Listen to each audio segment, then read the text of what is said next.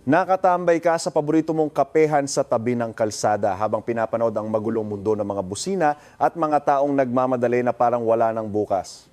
Tingnan mo silang mabuti. Ano ang nakikita mo? Mga kabataang puno ng pangarap, mga manggagawang madaling araw pa lang ay gising na tuuwi kapag ang mga poste na lang ng ilaw ang gising. Nagtatrabaho sila ng 10, 12 oras kada araw. Binubuhos nila ang lahat ng pawis, pagod at pati na ang kanilang kabataan para lang sa kakarampot na sahod. Pero tanungin mo ang sarili mo ng isang napakasakit na katotohanan. Bakit ang matinding pagsisipag na yan ay hindi nauuwi sa pagyaman? Bakit kung sino pa ang pinakamahirap magtrabaho, sila pang laging gipit sa bayaran tuwing katapusan? Ang totoo niyan, biktima tayo ng isang dambuhalang kasinungalingan mula pa noong panahon ng industrial age, yung gasgas na linyang sipag lang ang kailangan para yumaman. Kung sipag lang talaga ang susi sa kayamanan, di sana lahat ng kargador sa pier ay milyonaryo na ngayon. Ang problema ay hindi ang kakulangan sa diskarte o effort. Ang problema ay ang maling system settings ng paniniwala mo sa buhay. Naglalaro ka ng laro ng pera gamit ang rules ng mga talunan. Para makatakas sa walang katapusang cycle na ito, kailangan mo ng matinding sampal ng katotohanan, isang total distraction ng lahat ng akala mong tama tungkol sa pera. Kung wala kang asset, kailangan mong mag-isip ng kakaiba bago dumating ang yaman. Yan ang core ng tinatawag nating reverse thinking. Sa tagal ko nang nag-advise tungkol sa pera, libo-libong tao na ang nakita kong nakulong sa bitag ng bulag na kasipagan. Para sila mga daga sa loob ng gulong, takbo ng takbo, pagod na pagod, pero hindi naman umaalis sa pwesto. Kapag ginamit mo lang ang purong lakas mo para kumita, ibinebenta mo ang pinakalimitadong asset mo, ang oras at kalusugan mo. At dahil ang bawat tao ay may 24 oras lang sa isang araw, ang kita mo ay may hangganan agad. Hindi ka pwedeng magtrabaho ng 25 oras. Ang mundo ng mga totoong mayayaman ay tumatakbo sa ibang prinsipyo. Hindi nila tinatanong ang paano ko magtatrabaho ng mas masipag. Ang tanong nila ay paano ko gagawing trabahador ang sistema para sa akin. Dito nagsisimula ang malupit na paghihiwalay ng mayaman at mahirap sa modernong lipunan. Ang mga mahihirap at middle class ay nagbebenta ng oras para sa pera tapos gagamitin ang perang yun para bumili ng mga gamit na nawawalan ng halaga o yung tinatawag nating liabilities. Sa kabilang banda, ang mga mayayaman, lalo na ang mga Hudyo na kilala sa pagiging master ng pera, ay ginagamit ang pera para bilhin ng oras ng ibang tao, bilhin ng sistema, at bumuo ng mga automatic na makinang nag-iimprenta ng pera. Ang pagkakaiba ay wala sa muscles o sa dami ng pawis, kundi sa kung paano mo tinitingnan ang sarili mo sa laro. Oras na para huminto ka muna, huminga ng malalim at tanggapin na ang paraan ng pag-iisip mo sa pera ay mali. At dito na papasok ang konsepto ng reverse thinking. Ang mga Hudyo ay wala pang 0.2% ng populasyon ng mundo, pero hawak nila ang dambuhalang bahagi ng yaman ng sangkatauhan mula finance hanggang science. Ang sikreto nila ay hindi mahika o kakaibang DNA. Ang sikreto ay ang paraan nila ng pagbaliktad sa bawat problema. Kapag ang karamihan ay nakakakita ng dead end, sila ay nakakakita ng shortcut. Kapag ang lahat ay nagpapanik, sila ay naghahanap ng oportunidad. Ang reverse thinking ay hindi lang basta paggawa ng kabaliktaran ng ginagawa ng iba, kundi ang pag-iisip sa labas ng mga nakasanayang mindset na nakaprogram na sa utak mo. Imbes na pumunta mula point A hanggang point B sa isang tuwid at siksikang daan, nagsisimula sila sa dulo, sa point B, tapos babalik na rin nila ang disenyo ng daan para mahanap ang pinakamabilis na ruta. Nagtatanong sila ng mga bagay na hindi man lang maisip ng ordinaryong tao. Tinitingnan nila ang mga pagkakamali, ang mga kahinaan, at ang mga basurang tinapon na ng lipunan at ginagawa itong minahan ng ginto. Sa mga susunod na bahagi nito, hihimayin natin ang bawat layer ng utak ng mga henyo sa pera. I-explore natin ang 8 core reverse mindsets na nakatulong sa kanila na bumangon mula sa putik ng kahirapan para maging mga master ng kapitalismo. Ihanda mo ang sarili mong basagin ang lahat ng rules. Pumasok tayo sa unang reverse mindset. Ang pera ay nasa loob mismo ng mga reklamo. Subukan mong alalahanin gaano karaming reklamo ang narinig mo ngayong araw. Yung katrabaho mong nagrereklamo sa mabagal na software, yung kamag-anak mong naiinis dahil walang maayos na serbisyo, o ikaw mismo na bad trip dahil sa traffic. Ano ang natural na reaksyon ng isang ordinaryong tao kapag nakarinig ng reklamo? Makikisali, makikisawsaw, at makikikanta sa symphony ng negativity. Ang mahirap kapag nakarinig ng reklamo, ginagawa itong dahilan para i-justify ang pagiging biktima nila. Pero mga Hudyo, iba ang galawan. Kapag nakarinig sila ng reklamo, ang financial radar sa utak nila ay agad na nag-activate. Para sa kanila, sa likod ng bawat buntong hininga at bawat kunot ng noo ng isang customer, may nakatagong minahan ng ginto na naghihintay lang mahukay, hindi sila nakikinig para lang makisimpatya, nakikinig sila para mag-analyze. Hihimayin nila ang reklamo. Ano ang root cause nito? Gaano karaming tao ang may ganitong problema? Magkano ang handa nilang ibayad para mawala ang sakit na ito? Ang maliit pero krusyal na pagkakaiba rito ay ito. Ang ordinaryong tao ay umiiwas sa gulo, pero ang taong may mindset na yumaman ay sadyang sumusuot sa gulo ng iba para maghanap ng solusyon. Tingnan natin ang mas malalim ang logic na ito. Ang reklamo ay data. Sa panahon ng digital economy, mahilig tayo mag-usap tungkol sa big data at mga supercomputer. Pero ang totoo, ang pinaka-raw at pinaka-valuable na data ay nasa dulo lang ng dila ng mga tao sa paligid mo. Kapag ang isang tao ay nagrereklamo, parang nagbibigay na rin siya sa iyo ng libreng market research na sobrang tapat at masakit. Mula sa data na ito, ang reverse thinking ang magpapalit nito para maging demand. Ang demand ay hindi mo pwedeng ipilit sa customer kusa itong lumalabas mula sa agwat ng expectation nila at ng reality. At sa huli, mula sa demand, doon lang tayo makakagawa ng pera. Ang pera, sa madaling salita, ay isang certificate lang na nagpapatunay na may nasolve kang problema sa lipunan. Habang mas malaki ang problema at mas urgent ang pangangailangan, mas dambuhala ang financial reward na matatanggap mo. Paulit-ulit na itong napatunayan sa kasaysayan ng negosyo. Ang Uber ay pinanganak dahil sa reklamo ng mga taong hirap kumuha ng taxi sa gabi at tuwing ulan. Ang Airbnb ay lumitaw nung nagrereklamo ang mga tao sa mahal na hotel na wala namang homey feel.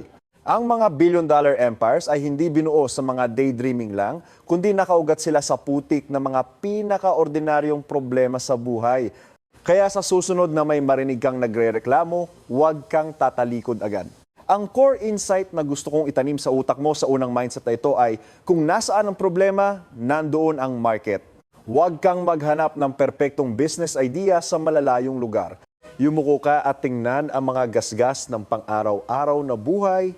Ang isang matalas na financial advisor ay laging magsasabi sa'yo, huwag kang mag-invest sa isang produkto dahil lang sa tingin mo ay kulito, mag-invest ka rito dahil may nasusolve itong totoong sakit.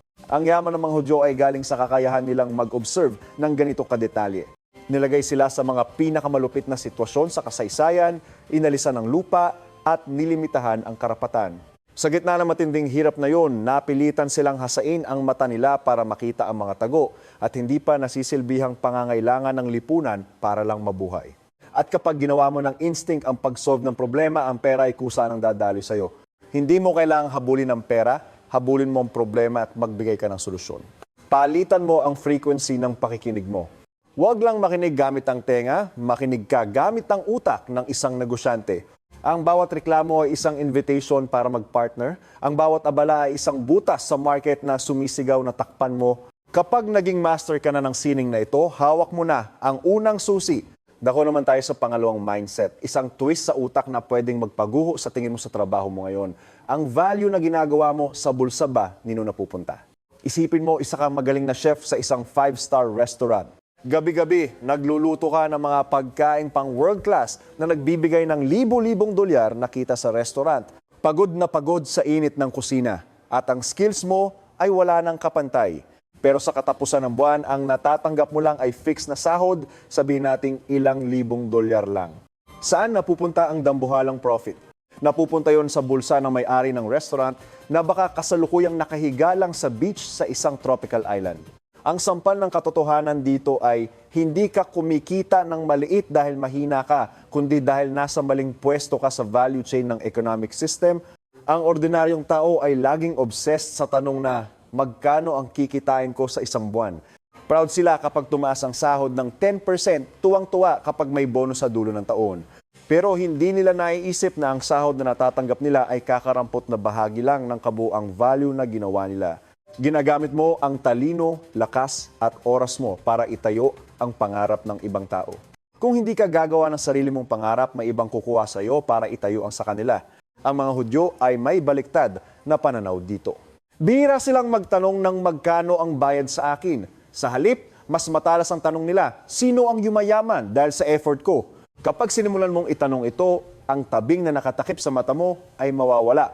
Makikita mo ang daloy ng pera na tahimik na gumagalaw sa iba't ibang level ng lipunan. Sa kahit anong industriya, ang value chain ay nahahati sa maraming parte, mula sa supplier ng raw materials, sa gumagawa, sa distributor, hanggang sa may-ari ng platform at brand. Habang mas malapit ka sa upstream o sa taas, kung saan kontrolado ang rules at distribution, mas malaki ang profit mo sa mas maliit na effort. Ang mga nasa downstream o sa baba, kahit magtrabaho pa hanggang magdugo, ay makakatanggap lang ng mga mumo na nahuhulog mula sa lamesa.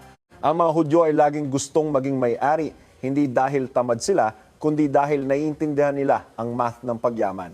Kahit magsimula silang empleyado o tindero sa kalsada, may blueprint na sila sa utak kung paano maging may-ari ng supply chain. Hindi nila matatanggap na habang buhay silang maging tornilyo lang na madaling palitan sa makina ng iba. Naghahanap sila ng paraan para maangkin ang makina mismo. Ang pag-alam kung nasaan ka sa mapa ng cash flow ang unang step para makaplano ka ng pagtakas sa rat race. Ang pinakamalalim na insight dito ay ito. Ang sipag ay hindi kailanman ang deciding factor sa pagyaman, ang pwesto mo sa sistema ang nagdidikta ng lahat. Ang isang kargador ay pwedeng gumamit ng libo-libong calories araw-araw, basang-basa ng pawis, pero ang kita niya ay hinding-hindi papantay sa isang engineer na nakaupo sa aircon at nagkiklik lang ng mouse para kontrolin ng excavator at lalong hindi sa contractor na nagne-negotiate ng kontrata sa isang dinner meeting. Parehong oras, parehong effort, pero ang leverage ng system ang nagpalaki ng value ng libo-libong beses. Kaya imbes na bulag na magpakasipag, huminto ka at mag-isip ng strategy. Paano ka lilipat mula sa pagiging worker papunta sa pagiging owner? Paano ka lilipat mula sa selling time papunta sa selling results at sa huli ay selling systems? Ang prosesong ito ay hindi nangyayari overnight. Kailangan ito ng ipon na capital, kaalaman at network. Pero kung wala kang balak lumipat ngayon pa lang, 10 taon mula ngayon ay nandoon ka pa rin sa pwesto mo, mas matanda lang at mas pagod. Evaluate mo ang trabaho mo ngayon. Nagsisilbi ba ito sa long-term goal mo o ginagawa ka lang nitong tool para payamanin ng iba? Magkaroon ka ng lakas ng loob na i-restructure ang pwesto mo sa value chain para mabawi mo ang kontrol sa tadhana mo. Punta naman tayo sa pangatlong mindset, isang dakilang filosofiya na nakatulong sa mga pamilyang Hudyo na mapanatili ang yaman sa loob ng maraming siglo. Ang pagyaman ay per generation, hindi per month. Tingnan mo kung paano mag-manage ng pera ang karamihan. Masadong maikli ang vision nila. Nabubuhay sila sa 30-pen days cycle. Sahod, bayad bills, bili ng luho, party-party, tapos hintay ulit sa susunod na sahod. Ang buhay nila ay isang loop ng paghabol sa short-term cash flow. Kapag ang tingin mo ay hanggang ilang linggo o buwan lang, ang mga financial decisions mo ay laging pamatay-sunog lang. Madali kang mahuhulog sa mga utang sa credit card na may matataas na interes para lang sa panandaliang sarap. Pero ang mga Hudyo, dahil sa kasaysayan nilang laging palipat-lipat at laging may banta ng pagkaubos, ay nakabuo ng vision na lumalampas sa panahon. Hindi nila sinusukat ang yaman sa buwan o taon, kundi sa henerasyon. Kapag ang isang Hudyo ay nagtanim ng puno, hindi nila inaasahang makakakuha ng bunga agad. Itinatanim nila ito para may masilungan ang mga apo nila. Ang long-term mindset na ito ang humuhubog sa bawat investment, edukasyon at business decision nila. Alam nila na ang mga totoong valuable na asset at matatag na empire ay kailangan ng oras para lumaki ang compound interest, hindi lang compound interest ng pera, kundi pati na rin ng kaalaman. Ang paglipat mula short-term tungo sa long-term mindset ay nangangailangan ng isang mahirap na tanong. Ang ginagawa ko ba ngayon ay pwedeng ipamana sa susunod na henerasyon? Kung isa kang masipag na empleyado, pag-retire mo, hindi mo pwedeng ipamana ang silya mo o ang pagiging manager mo sa anak mo. Pag-alis mo, tapos na ang lahat. Pero kung bumuo ka ng negosyo, isang brand, isang portfolio ng real estate, o isang intellectual property system, yan ay mga legacy na pwedeng ilipat. Ang mga Hudyo ay tutok sa pagpapamana ng dalawang bagay, income-generating assets at financial intelligence. Tinuturuan nila ang mga anak nila tungkol sa pera simula pagkabata. Hindi sila nagbibigay ng allowance ng walang kondisyon. Tinuturuan nila ang mga bata kung paano kumita, mag-ipon at mag-invest. Ang isang totoong mayamang pamilya ay hindi yung nag-iiwan ng bundok ng pera para lustayin ng mga anak, kundi yung nagpapamana ng money printing machine kasama ang manual kung paano ito gamitin. Kapag sinimulan mong isipin ang legacy, magbabago ang bawat kilos mo araw-araw. Titigil ka na sa pag-aaksaya ng oras sa mga walang kwentang bagay, magiging maingat ka sa bawat gastos. Magsisimula kang magtanim ng mga buto para sa isang bonggang kinabukasan. Ang malalim na insight dito ay ang malinaw na linya sa pagitan ng dalawang klase ng tao. Ang mahirap ay humahabol sa pera, ang mayaman ay bumubuo ng sistema na gumagawa ng pera. Ang paghabol sa cash flow ay nakakapagod. Para ka mga ngaso na araw-araw, kailangan pumasok sa gubat. May huli, may kain, walang huli, gutom. Kapag tumigil ka sa pangangaso, delikado ang pamilya mo. Pero ang pagbuo ng sistema ay parang paghuhukay ng kanal para dalhin ang tubig mula sa bundok papunta sa baryo. Sa simula, sobrang hirap, nakakapagod, kailangang magbasag ng bato at maghukay ng wala pang nakikitang tubig. Maraming tatawa sa'yo. Pero kapag tapos na ang kanal, ang tubig ay kusa ng dadaloy araw at gabi, tulog ka man o gising. Ang mga Hudyo ay master sa pagbuo ng mga financial canals na ito. Pwedeng family trust fund ito, chain ng mga self-operating stores o portfolio ng stocks na nagbibigay ng dividends. Para ma-apply ang mindset na ito, kailangan mong isakripisyo ang comfort sa ngayon, kailangan mong kumuha ng bahagi ng sahod at oras mo para ibuhos sa pagbuo ng system imbis na ubusin lahat sa ngayon. Tandaan mo, ang ultimate goal ng financial freedom ay hindi ang pagkakaroon ng maraming pera para magwaldas, kundi ang pagkakaroon ng matatag na sistema na sisiguradong ikaw at ang mga susunod na henerasyon ay hindi na kailanman yuyuko dahil sa pera. Ang pang-apat na mindset ay nagbibigay ng matinding psychological freedom. Ang failure ay capital, hindi sugat. Sa kulturang Asian at sa traditional education, tinuruan tayong matakot sa pagkakamali. Ang failure ay laging may kasamang ya, kawalan ng galing, at mababang tingin ng iba. Itinatago natin ang mga bagsak na grade, itinatago ang mga naluging negosyo, at laging sinusubukang magmukhang perfect sa harap ng iba. Ang takot na magkamali ay sobrang tindi kaya napaparalyze tayo. Dahilan para milyon-milyong tao ang makontento sa isang buhay na mediocre, safe, pero boring dahil lang hindi nila kaya lumabas sa comfort zone. Pero tingnan mo kung paano ito binaliktad ng mga Hudyo. Para sa kanila, ang failure ay hindi sugat na dapat iyakan at ikahiya. Ang failure ay isang klase ng asset, isang special na capital na hindi mo pwedeng hiramin sa kahit anong bangko. Sa malupit na mundo ng negosyo, walang textbook ang makakapagturo sa iyo kung paano mag-survive ng mas magaling kaysa sa mga peklat mula sa totoong labanan. Ang mga Hudyo ay tinitingnan ang bawat pagkakamali bilang normal na bahagi ng pag-abot sa tagumpay. Ang isang taong hindi pa nakakaranas mabigo sa mata ng mga batikang investor ay hindi henyo kundi isang time bomb na hindi pa nasusubukan sa apoy. Ang pagkakaiba ay nasa attitude. Hahayaan mo bang ang failure ang mag-define sa iyo bilang talunan o gagamitin mo itong tuntungan? Ang logic sa likod nito ay sobrang praktikal. Ang failure ay tuition fee. Kapag nalugi ka sa isang deal, kapag gumuho ang project mo, huwag kang umiyak sa perang nawala. Isipin mo na lang na iyon ang mahal na tuition fee na binayad mo sa University of Life para mabili ang isang lesson na hindi ituturo sa Harvard o UP. Pero, at ito ang pinaka-importante, kung ang tuition fee na yon ay hindi nagbunga ng profit sa future, doon lang ito magiging totoong sayang. Hindi sinasabi ng mga Hudyo na magpakabulag ka sa paulit-ulit na pagkakamali. Mayroon silang mahigpit na proseso ng pag-dissect sa failure. Kapag ang isang project ay pumalya, uupo sila. Isasantabi ang emosyon at pride at hihimayin. Saan tayo nagkamali? Maling market analysis? Naubusan ng cash? O maling partner? Ang bawat sagot ay magiging matibay na hollow block para sa susunod na project. Nire-recycle nila ang failure para maging experience, ginagawang talino ang sakit. Kung nawalan ka ng 1,000,000 piso para sa isang lesson, dapat mahanap mo ang paraan para gamitin ang lesson na yon para kumita ng 10,000,000 sa hinaharap. Yan ang tamang financial cycle ng mga dakilang utak. Huwag kang matakot magbayad ng tuition fee sa buhay. Matakot ka kung nagbayad ka na pero nag-cutting classes ka at wala kang natutunan. Ang pinakamalakas na insight na dapat nating tandaan ay huwag matakot magkamali. Matakot ka lang kung wala kang natutunan sa mali mo. Sabi nga ni Winston Churchill, ang tagumpay ay ang kakayahang lumipat mula sa isang failure papunta sa isa pa ng hindi nawawalan ng gana.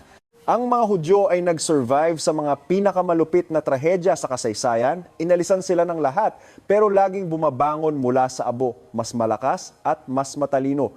Dahil dala nila ang DNA ng resilience at ang kakayahang mag-heal gamit ang talino.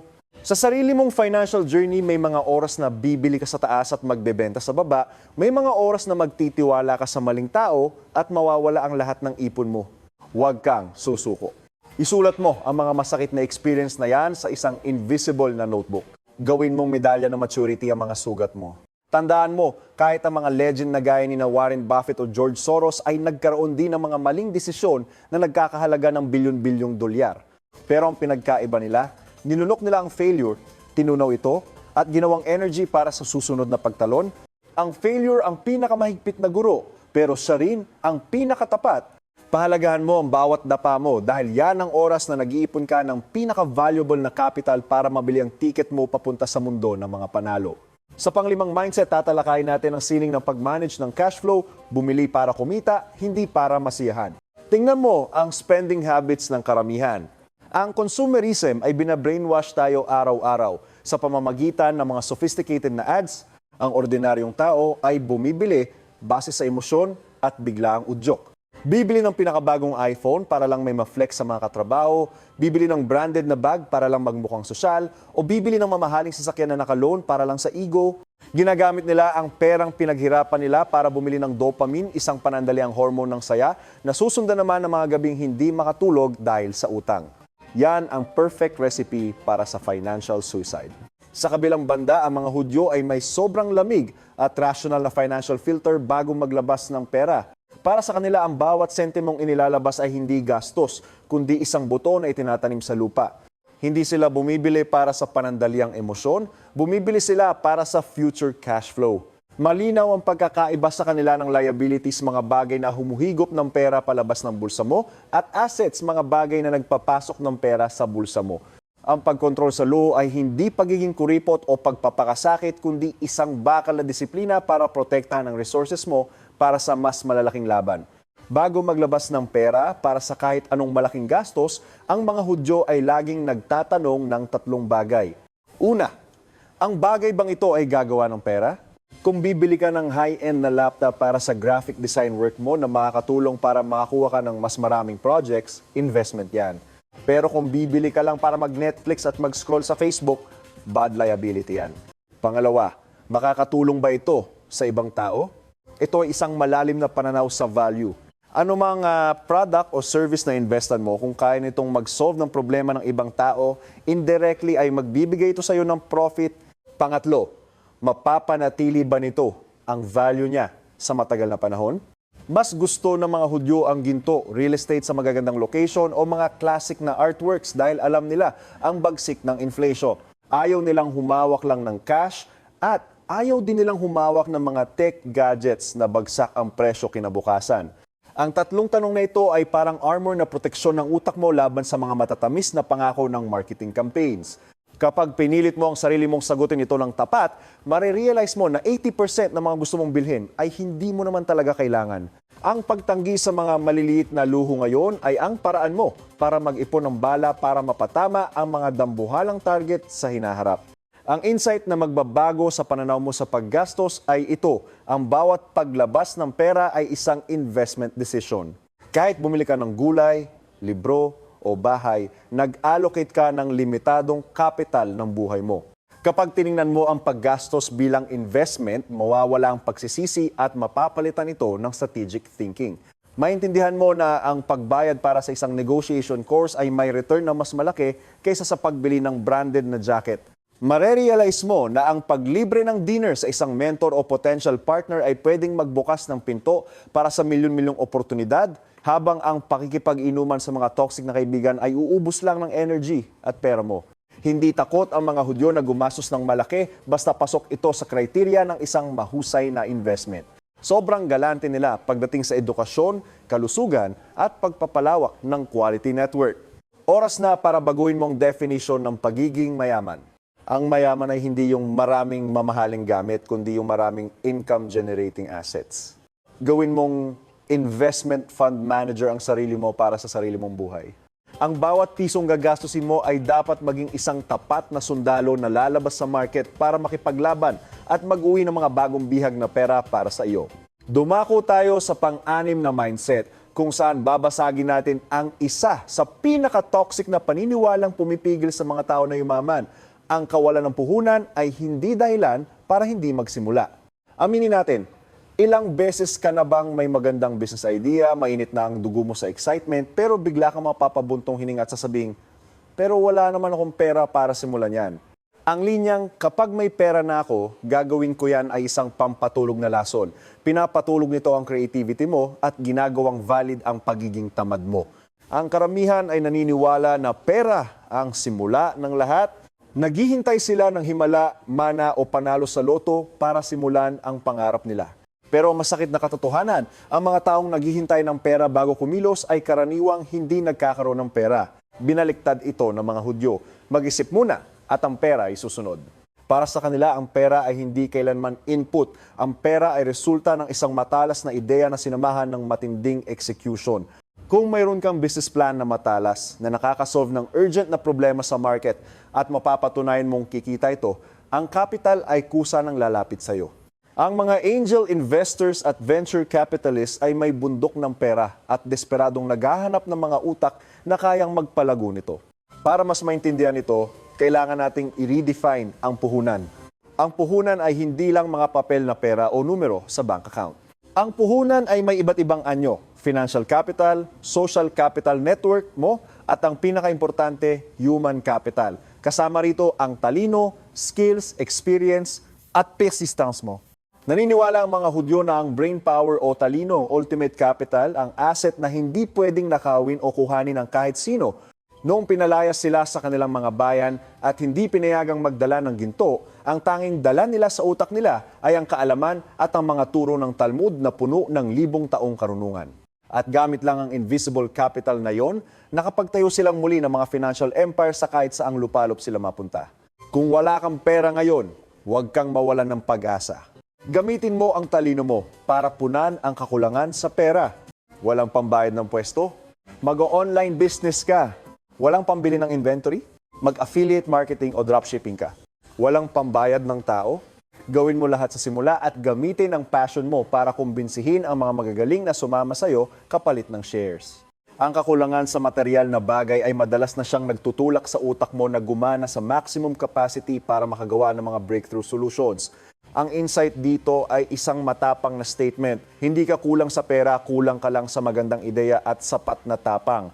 Ang pagyaman ng mga dakilang negosyante ay hindi nagsimula sa isang check na may maraming zero, kundi nagsimula sa isang guhit sa tissue paper sa kapehan mula sa mga puyatang usapan sa loob ng masikip na garahe. Kapag handa na ang utak mo at malinaw na ang vision mo, gagawa ang universe ng paraan para dumating ang resources sa iyo. Itigit mo na ang paninisi sa pinagmulan mo o sa laman ng bank account mo. Sa halip, mag-focus ka sa pag-asa ng pinakamatalas sa sandata mo, ang iyong talino. Magbasa ng mas marami, mag-observe ng mas malalim, makipag-usap sa mga taong mas matalino sa iyo at laging magtanong para mahanap ang mga butas sa market. Ipakita mo muna ang value mo sa mundo at ang mundo ang magbabayad sa iyo. Ang pag-start ng negosyo ng walang puhunan ay hindi fairy tale. Isa itong math problem na nangangailangan ng diskarte, disiplina at tibay ng loob sa pressure. Pero kapag nasolve mo ang problemang yan, magkakaroon ka ng superpower, ang kakayahang gumawa ng pera mula sa wala. At yan ang tunay na peak ng financial art na ipinamana ng mga Hudyo sa maraming henerasyon. Ang pangpitong mindset ay magdadala sa atin sa madugong arena ng negosyo, ang tingin sa mga kalaban. Sa isip ng ordinaryong tao, lalo na yung mga may scarcity mindset, ang mundo ng negosyo ay isang gera at ang mga kalaban ay mga kaaway na dapat ubusin. Naniniwala sila na ang cake ng market ay limitado lang. Kung kumuha ang iba ng isang slice, mababawasan ang sa kanila. Kaya naman, sumasabak sila sa mga price wars na nakakaubos ng profit, mga paninirang puri at kung ano-anong maduming laro para lang pabagsakin ang isa't isa. Ang ending ng ganitong gyera ay parehong pagod at lugi at ang tanging nakikinabang minsan ay ang mga nanonood lang sa albasa. Pero ang mga Hudyo, gamit ang kanilang master level reverse thinking, ay tinitingnan ng kalaban sa ibang paraan. Hindi nila tinitingnan ang competition bilang distraction kundi bilang oportunidad para mag-connect at lumaki. Alam nila na ang isang market ay magiging masigla lang kung maraming magagaling na players. Ang kalaban ay hindi magnanakaw ng kanin mo. Ang kalaban ay salamin na nagpapakita ng mga butas sa sistem mo. Siya ang guro na pumupuwersa sa iyo na mag-innovate at mag-upgrade. Kung walang magaling na kalaban, mabilis kang maging kampante, tatamarin at sa huli ay ikaw mismo ang magpapabagsak sa sarili mo. Higit pa rito, may strategy ang mga Hudyo na sobrang tuso gawing partner ang kalaban. Imbes na mag-agawan sa isang maliit na cake na paliit ng paliit, bakit hindi magtulungan para magluto ng dambuhalang cake? Sa mga business districts ng mga Hudyo, madalas kang makakita ng mga tindahang pare-pareho ang tinitinda na magkakatabi lang. Sa paningin ng iba, nagpapatayan sila sa competition, pero ang totoo, bumubuo sila ng isang ecosystem na humihila ng dambuhalang dami ng customers sa area na yun. Kapag naubusan ng stock ang isa, ituturo nila ang customer sa katabing tindahan at ganun din ang kabaliktaran. Nagsishare sila ng info tungkol sa suppliers, sa trends ng market at sabay-sabay pang nakikipag-negotiate sa suppliers para makakuha ng pinakamababang presyo. Ang ganitong lihim na pagtutulungan ay bumubuo ng puwersang hindi kayang talunin ng kahit sinong mag-isa. Ito ang peak ng win-win mindset kung saan ang sariling interes ay swak na swak sa interes ng grupo. Naiintindihan nila na sa mundong puno ng rurok at panganib, ang pag-iisa laban sa lahat ay isang suicide strategy. Ang koneksyon, alyansa at ang kakayahang gumawa ng network ng mga interes ang pinakamahalagang shield para sa survival at long-term na yaman. Ang core insight dito ay sobrang tagos. Sa long term, hindi yung pinakamalakas ang mananalo kundi yung may pinakamagandang koneksyon ang magsusurvive. Ang lakas ng muscle o laki ng capital ay pwedeng makapanalo sa iyo sa ilang laban, pero ang kakayahang bumuo ng alyansa ang magpapanalo sa iyo sa buong gyera. Baguhin mo ang attitude mo sa mga kasama mo sa industriya. Huwag mo silang tingnan ng may inggit o galit. Lumapit ka, ngumiti, at ayain silang magkape. Alamin mo kung ano ang ginagawa nilang tama, ano ang hirap nila, at kung may point ba kung saan pwedeng mag-collaborate. Baka magaling ka sa production, sila naman sa distribution. Baka ang market mo ay mga kabataan, sa kanila naman ay mga matatanda. Ang pag-combine ng mga strengths na ito ay makakagawa ng breakthrough value na hindi nyo kayang gawin ng mag-isa. Ang modern business ay isang complex web ng interdependence. Ang mga tech giants gaya ng Apple at Samsung ay mortal na magkalaban sa smartphone market pero mag-partner din sila sa supply ng components. Matutong sumayaw kasama ang mga lobo imbes na makipagsuntukan sa kanila ng walang dala. Kapag nagawa mong kakampi ang kalaban mo, hindi mo lang tinanggal ang banta, dinoble mo pa ang sarili mong lakas. Punta tayo sa pangwalo at huling mindset na may malalim na pag-unawa sa psychology ng tao. Ang kahinaan ay isang tago na asset. Laging itinuturo sa atin ng lipunan na itago ang mga depekto, ang mga madidilim na parte ng buhay at ang mga pagkakamali sa nakaraan. Ang payo sa atin ay ipakita ang maganda, itago ang pangit, bumuo ng perfect image sa social media at sa totoong buhay. Ang takot na mahusgahan o mapagtawanan ay nagpapasuot sa atin ng mabibigat na maskara. Pagod na pagod sa pag-arte na successful at masaya tayo bawat segundo. Ang ganitong peking perfection ay gumagawa ng invisible na pader, isang malamig na pakiramdam na walang authenticity, kaya hirap ang ibang tao na magtiwala o makisimpatya sa iyo. Ang mga Hudyo ay baliktad ang galawan. Hindi lang nila hindi itinatago ang kahinaan, alam pa nila kung paano ito gagamitin bilang sandata para makuha ang loob ng tao. Alam nila na ang mga tao ay hindi nagko-connect sa perfection kundi sa mga sugat at sa pagiging hindi perpekto. Kapag may lakas ka ng loob na ipakita ang kahinaan mo o ang isang matinding failure mo dati, hindi ka nagmumukhang mahina. Sa halip, pinapakita mo ang matinding self-confidence at katapatan na agad na humihila sa kausap mo palapit sa iyo. Ang katapatan na yan ay isang asset na walang katapat na halaga sa mundong puno ng magagarang kasinungalingan. Ang logic sa likod ng paggawa ng pera mula sa kahinaan ay sobrang tuso. Ang kahinaan ay ang pinakamagandang materyales para sa isang kwento. At ang tao ay laging nahuhumaling sa kwento. Ang kwento tungkol sa isang hero na pinanganak ng mayaman at lahat ng gawin ay successful ay nakakaantok at nakakairita. Pero ang kwento ng isang taong galing sa dulo ng lipunan, nalubog sa utang, naloko o nagkaroon ng mga pangit na bisyo pero nagsikap bumangon at binago ang tadhana, yan ang kwentong nakaka-inspire. Ang kwentong yan ay gumagawa ng tiwala. Nakikita ng mga nakikinig ang sarili nila sa mga dapa mo. Naniniwala sila na naiintindihan mo ang sakit nila dahil naranasan mo rin ito. At sa mundo ng negosyo, ang tiwala ang currency na may pinakamataas na value. Ang tiwala ay nagiging loyalty at ang loyalty ay nagiging pera. Kapag nagtitiwala sa iyong customer, hindi lang sila bumibili ng product mo, binibili nila ang kwento mo at ang filosofiya mo sa buhay. Ang mga magagaling na leader at salespeople ay master sa pagkukwento ng kanilang mga peklat. Ginagamit nila ang madilim na nakaraan para maging background ng maliwanag na kasalukuyan na gumagawa ng magnet na hindi kayang tanggihan ng karamihan. Ang malalim na insight na dapat mong makuha sa huling mindset na ito ay ang bagay na pinaka-ikinahiya mo sa nakaraan mo ay maaaring siya ring bagay na handang bayaran ng ibang tao para matutunan nila mula sa iyo. Dati ka bang overweight at nagtagumpay mag-diet? Ang mga taong desperadong pumayat ay magbabayad para malaman ang sikreto mo. Dati ka bang nalugi at nakabangon ulit? Ang mga business owners na nasa bingit ng bangkarota ay uhaw sa strategic advice mo. Dati ka bang depressed at nahanap ang kapayapaan? Ang kwento mo ay pwedeng magligtas ng libu-libong kaluluwang naliligaw. Ang mga kahinaan at pagkakamali sa nakaraan ay hindi para parusahan ang sarili mo, kundi isang minahan ng unique na experience. Walang makakakapi sa mga dapa mo. Itigil mo na ang pagiging isang perpektong rebultong bato na malamig. Lumabas ka sa liwanag kasama ang lahat ng mga peklat mo ng tagumpay. I-package mo ang mga madugong lesson na yan, gawin mong solusyon, product o service para tulungan ang mga taong dumadaan sa maputik na daan na dinaanan mo na. Kapag nalaman mo kung paano i-monetize ang growth mo mula sa kahinaan, hindi ka lang gagawa ng financial wealth, makakagawa ka rin ng malaking human value na makakatulong para maging mas maayos ang mundo. Mahaba-haba na rin ang nilakbay natin, hinimay natin ang 8 reverse mindsets na nagpatingkad sa galing ng mga Hudyo. Ngayon ang oras para pagtabi-tabihin ang mga piraso ng puzzle para mabuo ang kabuuang picture. Ang huling conclusion at ang ultimate truth na gusto kong iwan sa iyo, ang pagyaman sa dulo ng lahat ay hindi lang numero sa bank account o dami ng gintong nakatago. Ito ay isang perspective, ito ay isang operating system na naka-install sa loob ng utak mo. Kung bibigyan mo ang isang mahirap ng $1,000,000 sa loto pero mananatili ang lumang operating system ng utak niya, sa loob lang ng ilang taon, mauubos niya yon at babalik siya sa simula o baka mas malala pa. Pero kung kukunin mo ang lahat ng yaman ng isang taong may totoong wealth mindset, itatapon mo siya sa kalsada ng walang dala, bigyan mo lang siya ng konting oras, babangon siya at babawiin ang lahat ng nawala sa kanya. Dahil ang pera ay pwedeng manakaw, ang market ay pwedeng gumuho, pero ang perspective at talino ay mananatili habang buhay. Ang reverse thinking ay hindi shortcut, kundi isang kompas na tutulong sa iyo na mahanap ang tamang pwesto sa gitna ng mundong puno ng ilusyon at kasinungalingan tungkol sa pera. Para tuluyang makapasok sa mundo ng tunay na kasaganaan, kailangan mong mangako sa isang total transformation. Makinig ng iba, mag-isip ng iba, at kumilos ng iba.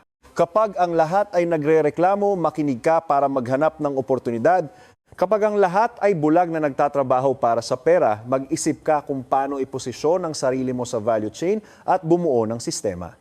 Kapag ang lahat ay humahabol sa short-term na sarap, maging pasensyoso ka sa pagtatanim ng legacy para sa susunod na henerasyon. Kapag ang lahat ay takot, mabigo at itinatago ang kahinaan, maging matapang ka na gawin itong asset. Kapag ang lahat ay bumibili para sa yabang, maging disiplinado ka sa pag-invest para sa future. Kapag ang lahat ay naghihintay ng puhunan bago mag-start, gamitin mo ang talino mo para gumawa ng bagong rules. At kapag ang lahat ay nagpapatayan sa competition, iabot mo ang kamay mo para bumuo ng matatag na alyansa. Ang daan ng reverse thinking ay hindi kailanman siksikan. Malungkot ito, puno ng hamon, at kailangan ng kakaibang tapang para sumalungat sa agos ng kawan. Pero ang reward sa dulo ng daan na yan ay ang absolute freedom, freedom sa oras, freedom sa pera, at freedom sa kaluluwa. Hindi ka na biktima ng sitwasyon, kundi ikaw na ang architect ng sarili mong tadhana. At ito ang huling hirit ko para sa iyo. Isang linyang sana ay idikit mo sa salamin, isulat sa notebook, at ipaalala sa sarili mo tuwing gigising ka. Hindi ka yayaman dahil sa ginagawa mo, kundi dahil sa paano ka nag-iisip bago mo gawin. Ang kilos ay dulo lang, ang mindset ang ugat. Kung ang ugat ay bulok dahil sa takot, kakulangan at short-term thinking, kahit gaano mo pa diligin ng sipag, ang puno ng pera mo ay hindi kailanman mamumunga. Oras na para hawakan mo ang martilyo ng katotohanan at basagin ang mga kadena ng maling paniniwala na matagal nang nagkukulong sa iyo. Magsimula ka ngayon sa segundong ito. Tingnan mo ang lahat sa paligid mo gamit ang bagong mata, ang mata ng isang taong naghahanap ng value sa likod ng mga pinakapangit na sitwasyon. Gawin mong hininga ang reverse thinking, ang bagong survival instinct mo. Ang biyahe ng 1,000 milya ay nagsisimula sa isang hakbang at ang pinakaimportanteng hakbang ay ang pagbabago sa loob ng utak mo. Salamat sa pagsama sa akin hanggang sa uling sandali ng video na ito. Kung sa tingin mo ay may kwenta ang mga narinig mo, i-share mo ito para magising din ang mga tao sa paligid mo. Mag-iwan ka ng comment kung aling mindset ang pinakatumagos sa iyo. Good luck sa iyong transformation at sana ay maabot mo ang tunay na financial freedom. Hanggang sa muli, paalam.